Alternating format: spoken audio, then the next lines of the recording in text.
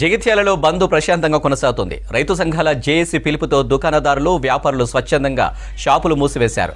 ధాన్యం కొనుగోలు కేంద్రాల్లో మిల్లర్ల దోపిడీకి నిరసనగా బంద్ పిలుపునిచ్చారు రైతు సంఘాల నేతలు.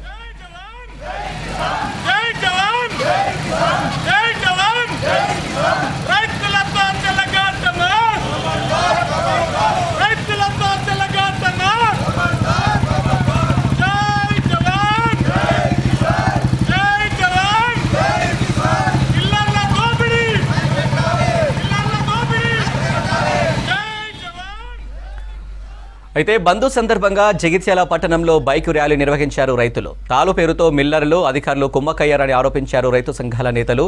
అందరూ కలిసి రైతులను తీవ్ర ఇబ్బందులు పెడుతున్నారని ఆగ్రహం వ్యక్తం చేశారు.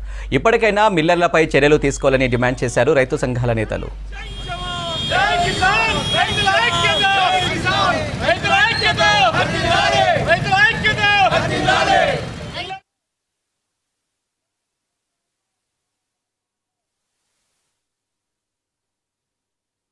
పదిహేను నుంచి 20 కింటాలు అయ్యేది ఇప్పుడు 10 నుంచి 15 కింటాల కన్నా దాటట్లేదు.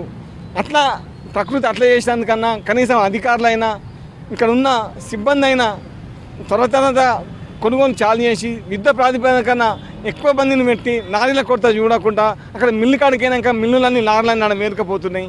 మిల్లుకును రైతుకు అటాచ్ చేయకుండా గతంలో ఎట్లయితే వడ్లు ఎక్కడెక్కడ కొనుక్కుంటా స్టాక్ పెడతారు. ఎక్కడెక్కడనే ఏ ఐకేపీ సెంటర్లో అయినా పిఎస్ఎస్ సెంటర్లో అయినా ఎక్కడెక్కడ కొనుక్కుంటా పెట్టాలి. జోకినాక రైతు బాధ్యత, జోకిన తర్వాత మిల్లర్ గవర్నమెంట్ బాధ్యత, సివిల్ సప్లై బాధ్యత, ఇక్కడ ఉన్న అధికార యంత్రాంగం బాధ్యత తీసుకోవాలని మీ మీడియా ద్వారా కోరుతున్నాం. అధికారులు వెళ్ళి కల్లాల కాడికి వెళ్ళి రైతులతోటి రాపిచ్చి కత్తుకుంటున్నారు.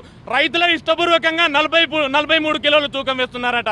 అయ్యా అధికారులారా, మీకేమైనా కొంచెమైనా ఇంగిత జ్ఞానం ఉందా? మేమే మొత్తుకుంటున్నాం కదా, మా కర్షకుల మెడపైన కత్తి పెట్టి 43 కిలోలు తూకం పెట్టే విధంగా చేస్తున్నారు. దీనిని అరికట్టి, మిల్లర్ల దోపిడీని అరికట్టి మా రైతులను రక్షించమని వేడుకుంటున్నాం. రైతు ఏడ్చినటువంటి రాజ్యం బాగుపడినట్టు లేదు, ఎద్దు ఏడ్చినటువంటి వ్యవసాయం బాగుపడినట్టు లేదు.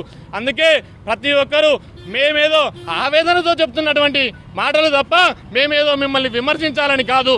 ప్రభుత్వం కూడా మా రైతుల యొక్క గోసను ఆదుకొని మా రైతు యొక్క గుండె గోసను చూసి ఖచ్చితంగా అన్నదాతలను ఆదుకుంటుందని కోరుకుంటూ, అంటే తరుగు తీసుకుంటే మీకు లాభం వస్తే మా వడ్లు వలికొస్తాయి, లేకపోతే తరుగు లేకపోతే తీసుకుంటే మీకు నష్టం అవుతుందా? మాకు రైతులు కష్టపడే పంట మీకు కనీసం కనిపిస్తలేదా? రైతులు ఎంత కష్టపడుతున్నారు, ఏం చెప్తున్నారో మీకు కనిపిస్తలేదా? ప్రభుత్వానికి వెంటనే ప్రభుత్వం దిగి వచ్చి ఖచ్చితంగా మా వడ్లను కొనుగోలు కేంద్రాల వద్దకు చేరి ఎక్కడెక్కడ కొనుగోలు చేయాలని చెప్పి మా మీడియా ద్వారా మేము కోరుకుంటున్నాం.